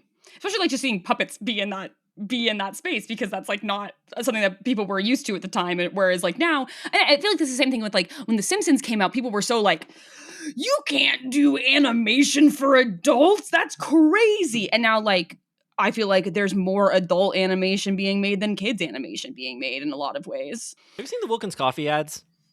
I have. No, what are those? Oh my God. I can find one. Wilkins Coffee was a Washington DC local coffee company. I think they might have had like some national presence. I'm not entirely sure about this. But in the early 60s, Jim Henson was contracted to make. I have seen these. Yeah. Yes, and so there's like the two characters, Wilkins and Wontkins. Wilkins likes Wilkins coffee. Wontkins does not. Wilkins will do something incredibly violent to Wontkins for not liking Wilkins coffee. They showed this at the Pop Culture Museum. Yeah. Yeah, I'm going to add one to the notes just so I can put it in there for the audience as well. But yeah, it's really good. And like Wilkins is sort of a proto Kermit. And so it's funny to see like it's just sort of in like face shape. Similar design, yeah. Yeah, it's in face shape. And so people very much will be like all the comments on like this video that I'm looking at are like, a note to self, never refuse Wilkins coffee when in the vicinity of primordial Kermit. Wow. Speaking of being controversial and yet also brave, we are going to, like we did with the McDonald's characters, we are going to tier list the Muppets in attractiveness. Do we want to start with the big guns or start with the lesser known Muppets and work our way up to the big guns? There are some obscure Muppets on here. Oh yeah. Oh my god. There's just so many of them.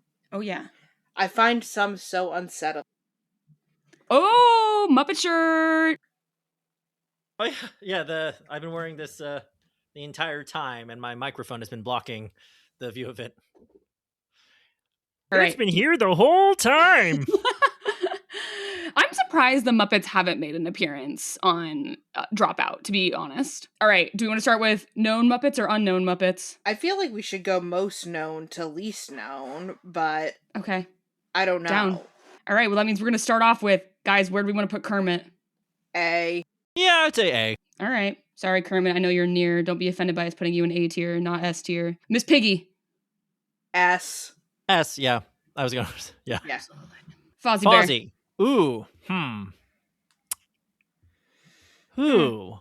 I want to put him high, but I think S is too S and A might be too much. I think he's a B. You think he's a B? I'm between B and A. B for bear. Yeah. B for bear. All right, now don't piss me off. Gonzo. A. A, yeah. I almost want to say he transcends rank. That's the thing, is like Gonzo he is an ethereal being. He's perfect. Yeah.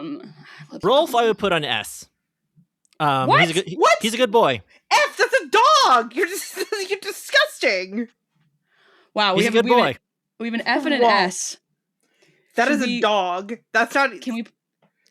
How do we feel about putting Rolf in... Well, Piggy's a pig! She's got hair! Rolf was the first nationally syndicated Muppet. That makes him fuckable? He was Jimmy. I would be willing to meet in the middle and put Rolf in C tier. I think that's what has to happen. I am not budging on this. Okay, Fine. great. Scooter. A. Scooter. I was gonna say should be. None of you see the vision. What were you gonna say, Kenjiro? To be clear, this is about fuckability. Yes. Scooter to me is almost a child. Okay, so the dog is fuckable, but the child isn't. Scooter's I don't think he's a child because he's like the stage manager for the Muppet Show. So I think he's a young man. Yeah. I feel like Scooter's a B. B. All okay, right. I'll put him. I think he's kinky. What the fuck? Okay. Well, speaking of kinky, animal. A. Animal fucks is I should. Yeah.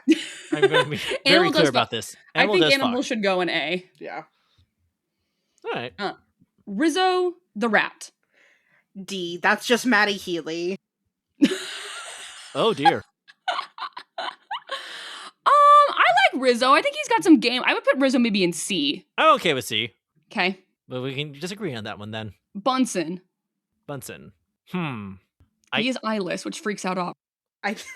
That's gonna put him on the lower end, I will say. I was honestly kind of thinking D. I think D feels right. All right, Bunsen, sorry. Get eyes, king. Now, that being said, that isn't equal undesirable to certain people, i.e. the next character, which is Beaker. His boyfriend, Beaker. His canonical partner, Beaker. I would say, to me, Beaker is a C or a B. I agree with that. C. C? Yeah. Okay. Look at that. Pepe the King Prawn. Pepe. Ooh. Complicated. He gets around. He has got Riz. He's got Riz. Pepe's got Riz out the goddamn wazoo. I feel like Pepe is a B only because he's so tiny. Yeah, I think he's a B as well. I do think it could be criminal to have sex with Pepe. Or dangerous. Yeah, or dangerous. Hey, we got a lot of hands. Lot of hands on Pepe. He's got a lot of hands, okay. The Swedish Chef. Swedish Chef. A. Did you know the Swedish Chef is like one of the few Muppets with like actual hands? Yes, he's got real hands. He's got real hands. S. Actually, S. No. By virtue of having real hands, he's S? Yes. But I'm not it's down a relative scale, Kenjiro. I was going to say B, so I would be willing to compromise at A. I can go with A. Tyler Bunch told me at the Puppet Conference that apparently the most recent Muppet Show special is the first time the Swedish Chef's hands have been a woman. Oh. So during the Don't Stop Me Now finale, Tyler is doing the head, but the hands are Palestinian. Oh. It's a fun fact, and now I can cite that on Muppet Wiki. Hey, yes, you can. Because now there's a source. And you can cite this podcast. Exactly. And then people in the Muppet Wiki will be like, what is this amazing podcast where they talk about the Muppets? Dr. Teeth. Dr. Teeth. Oh, boy. He literally looks like my friend's husband. I think Dr. Teeth is kind of hot. No, I was going to say I think he's A. I was going to say I think he's S. Whoa. Okay. I was going to go with B, but... Okay, then maybe it's A. It's A. Dr. Teeth goes in A. A. Floyd. To me, Floyd is B. I was going to say A. I think he's up there. Kenjiro? I'm kind of leaning on B. All right. Because he kind of he does his own thing. Okay, I think Janice is a gorgeous, gorgeous girl and belongs in S. I think Janice is at A because I do think that she looks a little bit like a sex doll. Kenjiro? Why do I have to be the tiebreaker? Because me and Aubrey have a different opinion that we've already spoken into existence. Okay, I'd say A. All right. Okay. Zoot. Right? Zoot. That's the saxophone player. C. He's good at blowing. I'd say B. For blow. Okay.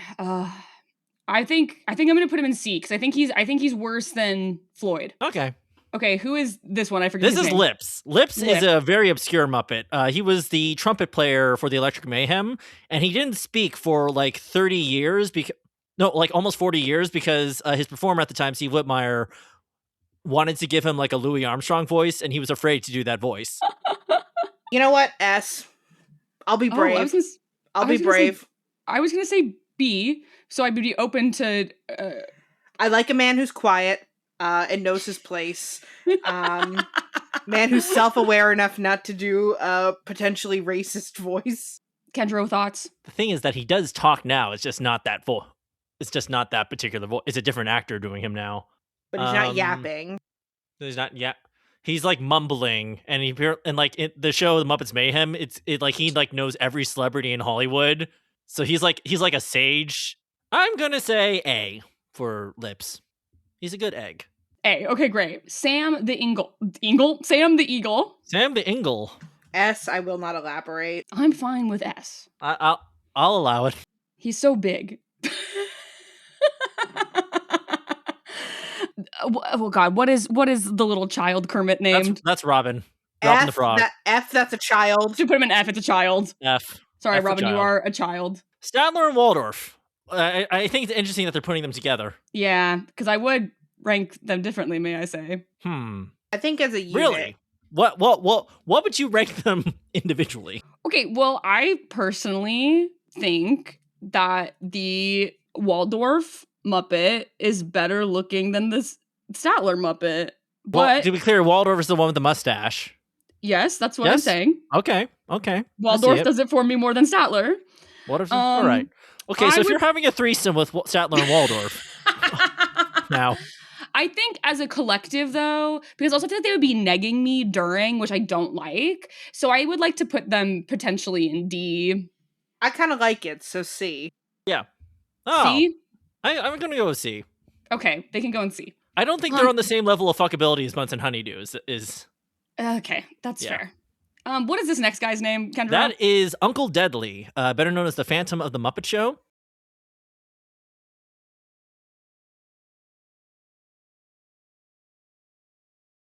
I was going to say mean things about him, but I do love a gay icon. I would controversially, I would say Uncle Deadly is an A. Yeah, I think he's pretty cute. I like his outfit. I was going to say quite low, so could we compromise to B? Okay. I protest, but I will allow it. Great. Our next Muppet is the one from the Muppet... Yep, that's Walter, world's greatest Muppet fan. And Jason Segel's canonical brother. Yes. I think Walter's cute. I call Walter an A. Is he not a character in Avenue Q? He looks exactly he does look like he does look like the puppet from Avenue Q. 100%. He vaguely resembles puppets from Avenue Q. Yeah. Actually, the guy who performed Walter was an understudy in the original production of Avenue Q. Oh, really? Peter Linz, yeah. Avenue Q had a lot of Muppet people. What do we want to do about Walter? I mean, he's kind of normie, but I think he's cute. I think that's an A. I feel like everybody's getting put an A. Because all the Muppets are hot. Okay, so Camilla's a chicken. Yeah, F. But also she's kind of that's fun. just an animal. I say S. See, and I would also say S. Twice. So I feel like we gotta twice in a row. We gotta compromise. Kenjiro and I have disagreed about whether an animal is fuckable. I feel like I'm willing to compromise. Most with of them S's. are animals. Animal is quite literally called animal. Okay, but he's able to speak. I don't barely. True, Camilla does just fluff. Well, this is a Aubrey. We can't unpack. We cannot open. Can you get enthusiastic? We cannot unpack the Camilla consent conversation because it really gets into the weeds there. And rather, can Camilla enthusiastically consent? I mean, I think yes. Enthusiastically cluck at the very least. I don't know. All right. I'm putting her in B. The blood is on your fine. hands, you freaks. Blood and feathers. God. What's our next guy's name? Sweetums. Oh boy, Sweetums. Sweetums is a sweetheart. I don't know if I consider him fuckable. I think I gotta put him in D with Bunsen, is my opinion. Yeah, I think I agree with that. Bean Bunny. Bean Bunny. That's a baby to me. Disgusting. I agree. D. That's a.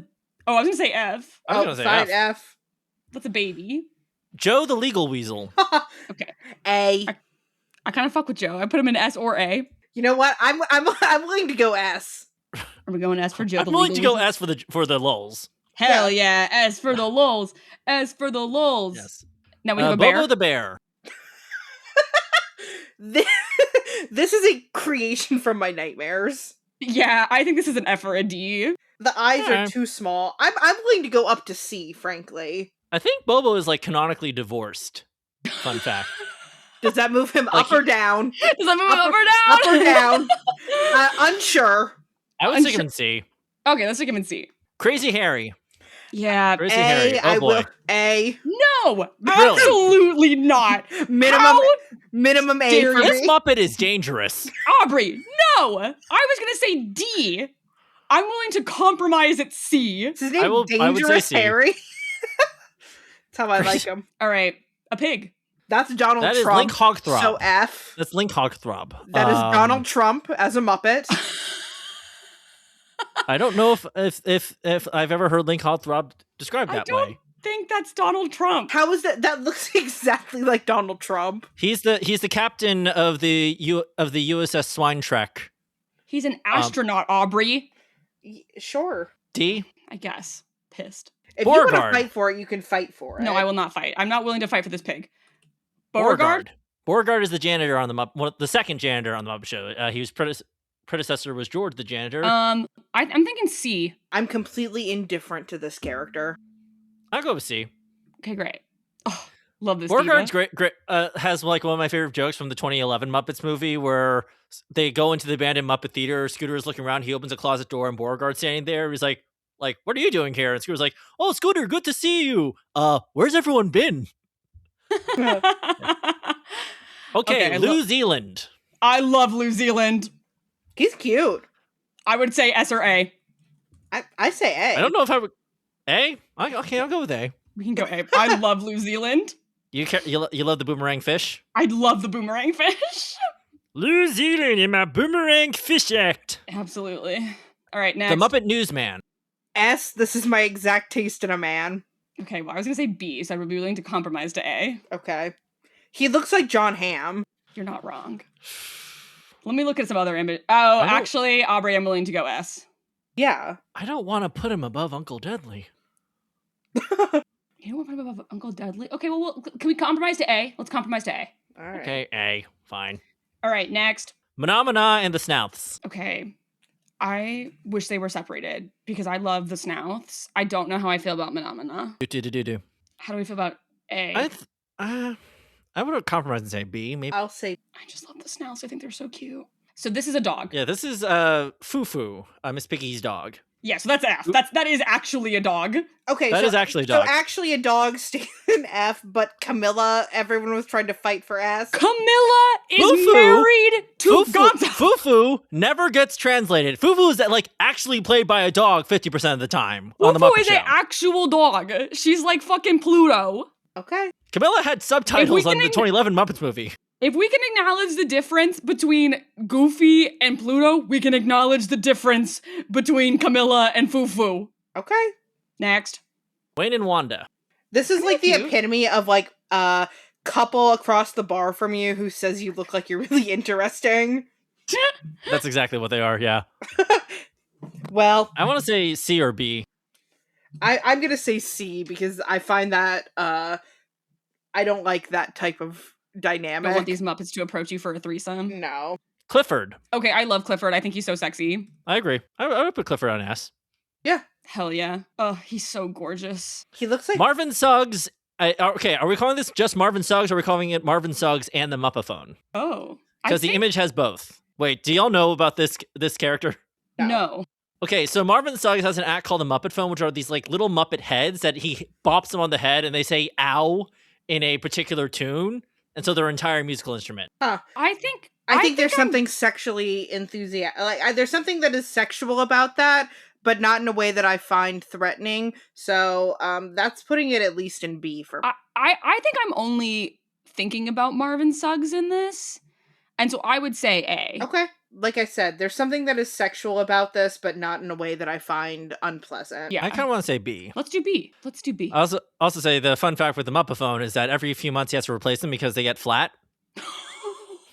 Like little pancakes. He's killing them. He's killing them for art. All right, next. Constantine. I love that they have it with the hood on. Yeah. Because here's the thing, here's what I'd say. Constantine hood on, S. Constantine hood off, C. Well, and this image has the hood on, so... So you'd rather fuck a frog with a hood? Yeah. I mean... You're saying. That's, okay. That's exactly what I'm saying. There's do you have a problem with that? No, not at all. All right. Okay. A or S? Great. I also think with the mole, he starts to look like Jason Schwartzman. I feel like that makes me want to move Kermit into S2. No. No, because the hood, okay. It's the hood. It's the hood? Okay. It's the hood. All right, next. Johnny Fiamma, See, a parody Italian? of lounge singers like Tony Bennett, originally from the Muppets Tonight Show. This is straight up like S for me. Yeah, no, he's gorgeous. That's a gorgeous, gorgeous girl. I do want to like controversially argue that he and the next character should be a pairing. Because it's his little monkey buddy, right? Yeah, Salmonella. Okay. If we are saying that they both have to be in the same tier, that does bump him down, I think, to a B. I don't think they do. I don't think they have to be in the same one. I don't know. We have a Muppet historian right here telling us that they should be. But I've seen Johnny on his own. He's by himself in the Muppets Wizard of Oz. It sounds like also there because they're both flying monkeys, even though Sal's the only monkey. Yeah, I feel okay putting them separately because I just think Johnny's so sexy. All right, fine. For reasons of sexiness, of sexy Muppets. So the monkey separately, D or F? D. He's sentient enough to dress himself.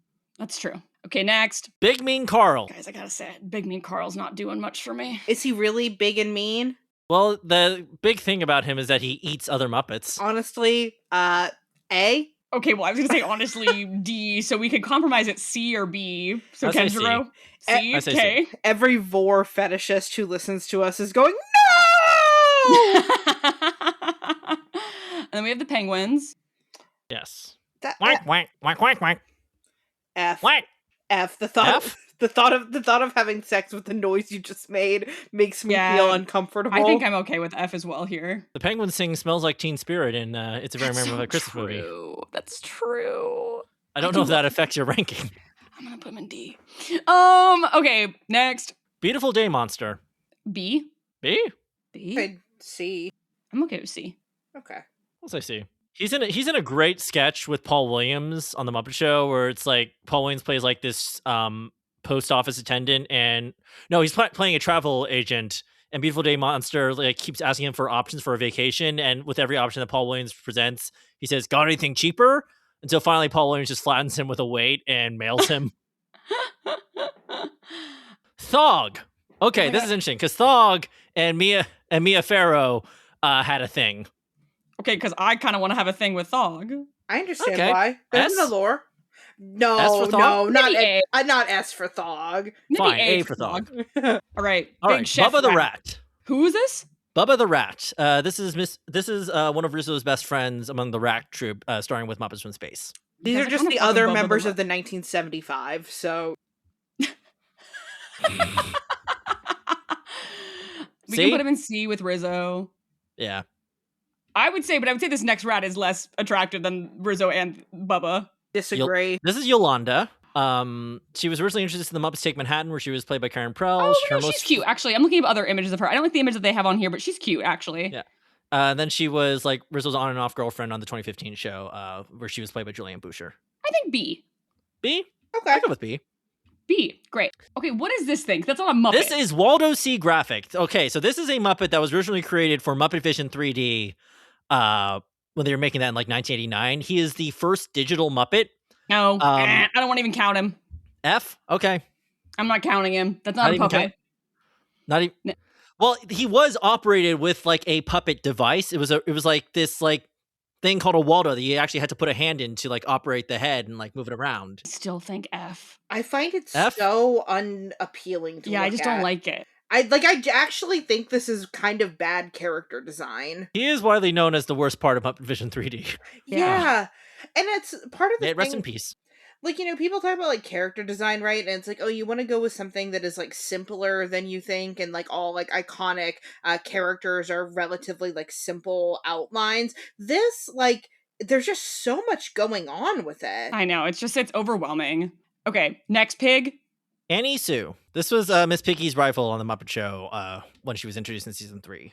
She's cute. I call her like an A. Yeah, I call her an A. I like her I'll go with that. Yeah. Next. Behemoth, also known as Gene. I'd put him in an A or a B. I'm leaning B. Great. Another pig. Howard Tubman. Guys, I gotta say D for Howard Tubman. Yeah. Yeah, I go with that. I will not elaborate. Yep. Next. Miss Mousy. This was also Miss Piggy's rival. They pitted her against a lot of female Muppets. I don't like the costume, but I like the design of like her face and stuff. So I would be like B, maybe. Yeah. I'm okay with that. Okay. Who is this old man? This is George the Janitor. He was the first janitor on the Muppet Show. I would say C. I agree with that. Why was he let go? Racism. Ageism. Wow. Saying slurs. All right. Well, it doesn't change his ranking. All right. Next. These are Kuzbanians. I forget what kind of Kuzbanians they are. Hang on. Let me look this. There's a Muppet Wiki article for this one. These are from the Galileo Hoop Hoop sketch that was on the Muppet Valentine show and also showed up in an episode of. Oh yeah, they're just listed as male and female Kuzbanian creatures. They're just Kuzbanians. Anyway, F. F. If you have sex with one of these things, you should go to prison. Yeah. Okay, I hate this next one. Chip, the IT guy, he originally look like a introduced in the Jim person? Henson Hour, and then he was brought back for the 2015 show. F. I mean, yeah. I mean, I would be willing to do D because I do think that he is like. I don't think he's let's do completely D. disgusting. But I hate it. Chip told my favorite Muppet joke, which has unfortunately never been released. Apparently, it was an improv that Dave Goelz did during filming, where it says his only intimate relationship was a slightly too long handshake with a Jehovah's Witness. Love that for him. Yeah. All right, next. Hilda, the seamstress. I kind of fuck with Hilda. I was gonna say I think Hilda's kind of hot. Hilda's a cool cat. I'd say B. Yeah, B. Yeah. She's a nice old lady. I mean, I'm even willing to go A. I think that there's something very pretty about her. I think B. All right. I think B. Okay, this is Because this one has babies in it, and we have to get out of this. Yeah, that's Bobby Benson and the Muppet Babies. Yeah, the baby babies. band. There's babies. There's babies. No. Yeah. F. F. Immediate Babies to F. F. Immediate F. Okay, next. Gaffer the cat. F. That's just That a is a cat. cat. That's a cat. That's a cat. It's a cat. Next. Doesn't have any. Okay, one of the mutations.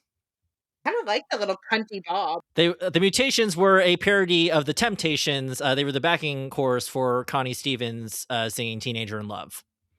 I like him. I would call it an A or a B. Here's the thing: I don't think I've ever heard this character talk. A.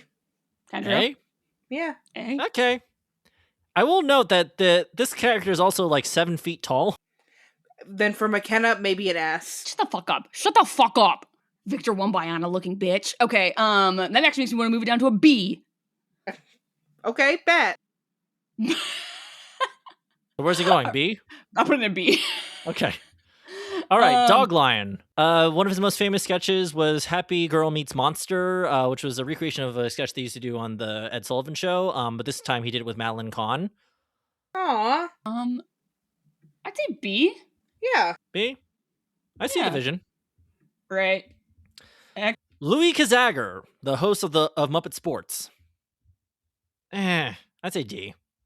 I can give this a C. I would give it a C as well. I like the dapper little suit. He's got some swag going on. Yeah. Next. Baskerville the Hound. F, that's a dog. He talks. But does he have anything to say? He sang a great duet with Rolf and Afghan Hound, Mad Dogs in English. He's just so much smaller than Ralph that he does feel more just like straight up like a dog to me, so I'm willing to honor Aubrey's F here. All right, then the name of neutrality, F. Okay, next. Dr. Phil Van Neuter. I don't like this one. I have to say it out loud. I do not like this. I do not like this man. D? I was going to say B, but I'm a little free. Let's compromise to C then. Okay. C. All right. I like this football The Flying man, though. Zucchini Brothers. I can't believe that. They kind of have to be a trio. Wow. 3 for 1 deal. I like him. I would put him in A. Yeah. I mean, I think just for I'll the put them in A just because it's objectively hilarious to put them in A. sheer freakiness of it all. I'm in there. Next. Okay, Trumpet Girl. She played the trumpet on the Muppet Show until Lips took over the trumpet, and then she became the trombone player. Say B or A. B. She's a little go girl. Give us nothing. Great. Fun fact, Rashida Jones puppeteered her for a few scenes in the 2011 movie.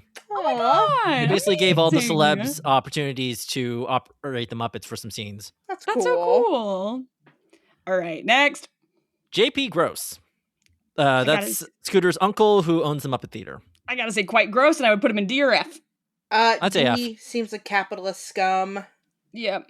Then I would even more put him in F. All right. Great. F it is.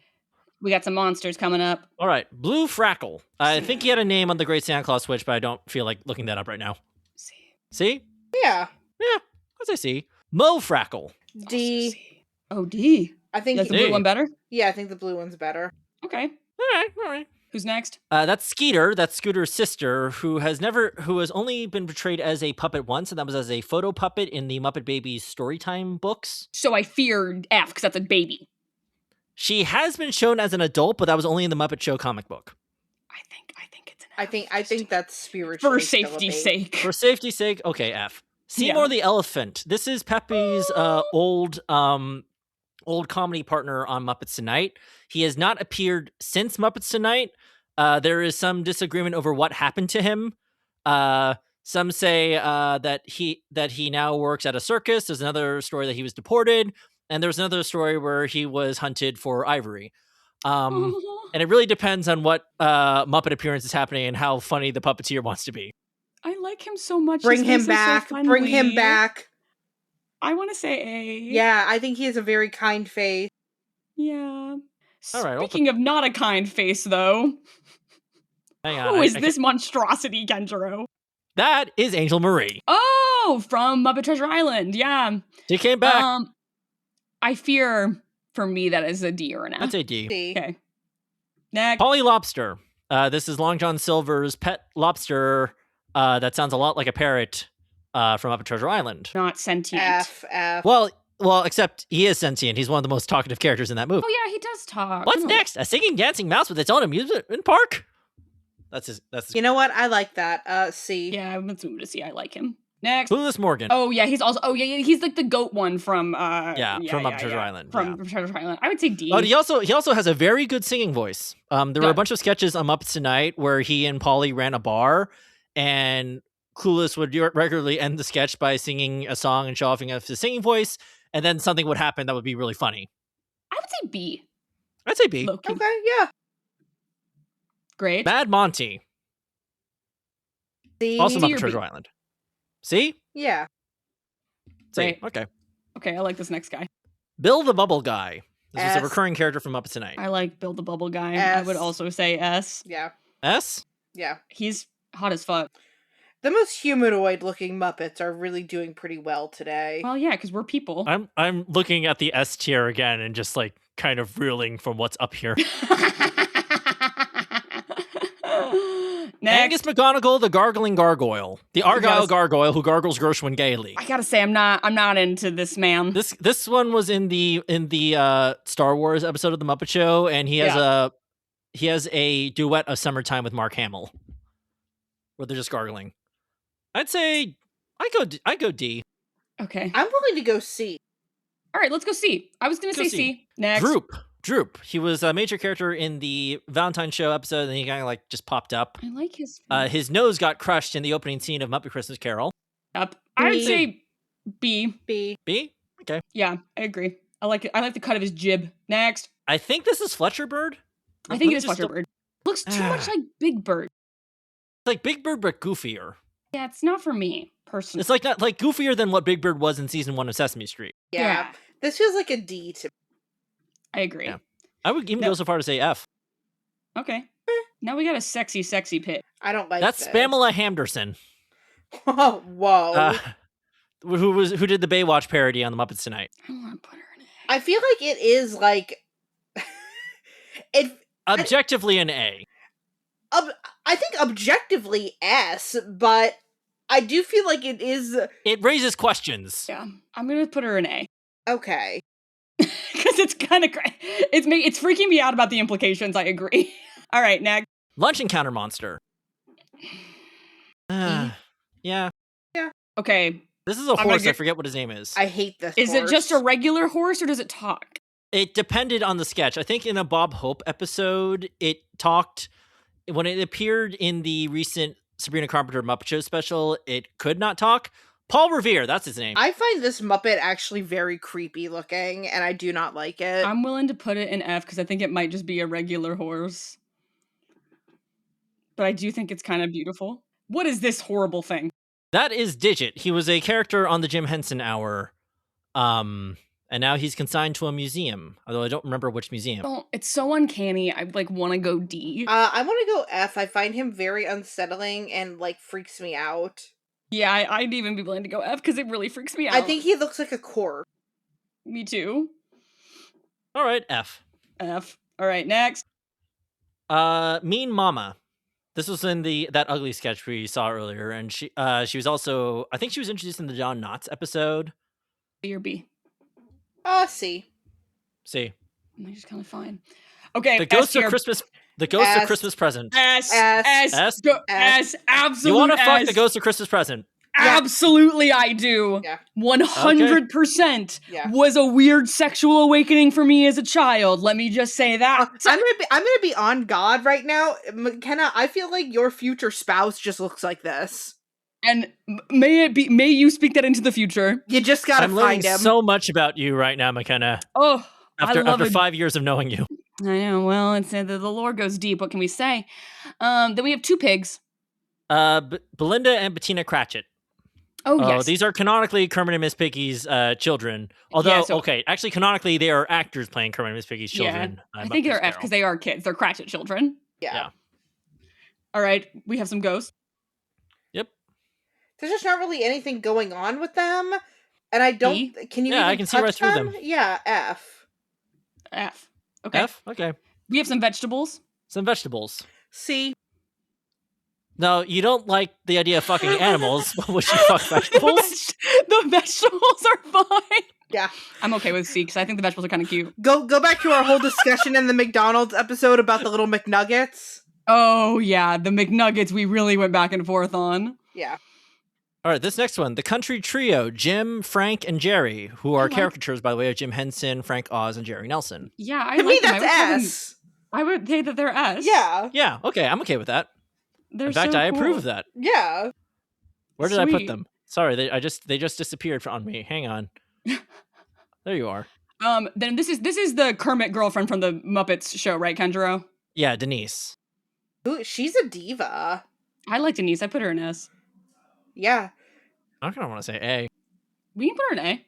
Who does she look like? She looks As like loyalty to Miss someone. Piggy, we can put her in A. Yeah. Yeah. Fun fact, in the presentation pilot that they made when they were selling the 2015 show, they actually reused this Pamela Hamderson puppet.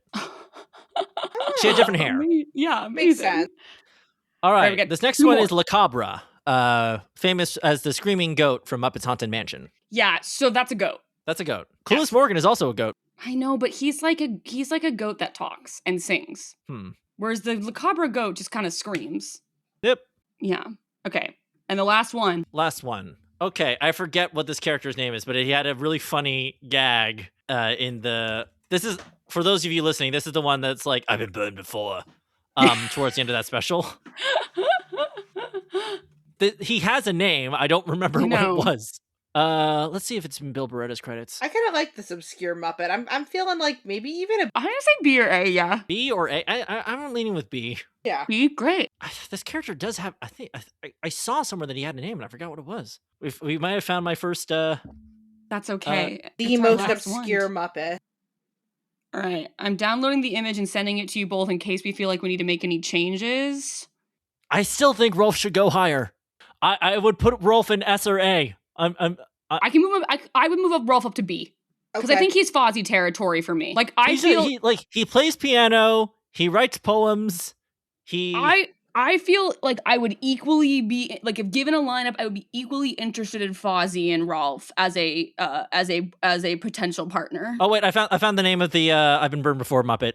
Satay. T-God. Yeah. Hilarious.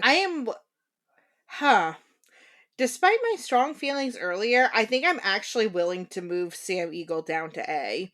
And I feel like that would actually tighten up the entire S list. Okay. Can I move Rolf to B? I move Rolf to B.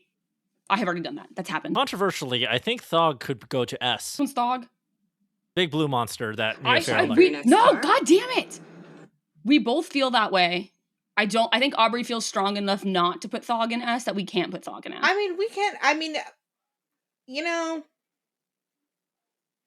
Who's to say? To me, Thog is not, but if I'm comparing Thog to the Ghost of Christmas Present, it's Ghost of Christmas Present every time, baby.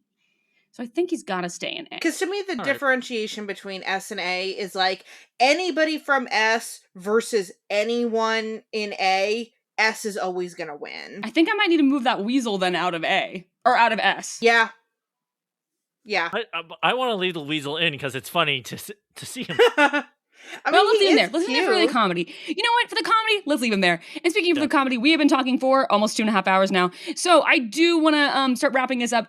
Kenjiro and Aubrey, do either of you have any final thoughts on attractiveness in the Muppets universe and maybe some takeaways from this episode, things that we want our audience to really be pondering as they sleep in their beds tonight? I think the Muppets all seem like they're little freaks, and I think they love being little freaks, and I think they see the beauty in being a little freak, and I think that that's beautiful. I would mostly pair with that and additionally add that they also seem to subscribe on some level to when only when we were talking about humans that they also subscribe to the human standards of attractiveness. But when it's another Muppet,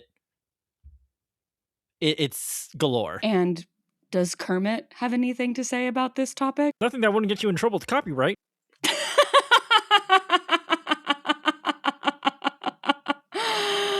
Kenjiro, do you have anything you want to plug before we get going? If you're on Instagram, you can follow my puppetry account at Softshell Puppets. Yes, softshell as in softshell crabs. It was my childhood puppet troupe. I'm reusing the name. I'm also on there as Kenjiro Makes Theater. You can also follow my character, Terrence the Toucan. That's Terrence. Wait, Aubrey needs to meet Terrence. Yes, you do need to meet Terrence. Hang on, I've got Terrence right over here. Terrence is a character that I've had since I was 12 years old, I would say. Aww. He's my OG puppet character, and here he is. Oh, hello. Hello. You're doing a little podcast here. Yeah. Hi there. Hi, it's such a pleasure to meet you. It's a pleasure to meet you as well. What's all this then? Why is Joe the Legal Weasel sitting in the S tier on my screen here? Well, sometimes a man with glasses and a suit really does something to somebody, you know? Really? Yeah. Well, I wish I could wear glasses, but as you can see, it's from a certain angle you can't really see my eyes, so hard to find something to fit the bridge of the... Yes, exactly. But anyway, I just popped in here to meet everyone and also to plug my own Instagram account at Terrence the Toucan. I'm sure there will be a link in the description on the podcast episode on whatever platform you're listening to this on. I also want to say, I've been working for ages on a podcast with my friend Liz Ombrolaro, which we're actually going to record the first episode next week. It's called You Don't Know the Muppets. The idea is like a Muppet reading list for anyone interested in getting into the franchise. You've got a Muppet fanatic like myself, and then a Muppet newbie like my friend Liz. And we're gonna go through different episodes of the Muppet Show. We'll probably group them up together 3 at a time. We're going to watch the Muppet movie. We're going to see some of the Christmas specials. It'll just be a fun time. And if it's a way to maybe to get, if you're not as into the Muppets, if you're someone like Aubrey, it'll be a chance to kind of be weaned into that. And you too can feel the rainbow connection. You can feel rainbow connected to everyone and everything, including someday you shall find it. And especially the ghost of Christmas Present. Goodbye. Bye. We'll see you all next time on Informed Attraction. Yay!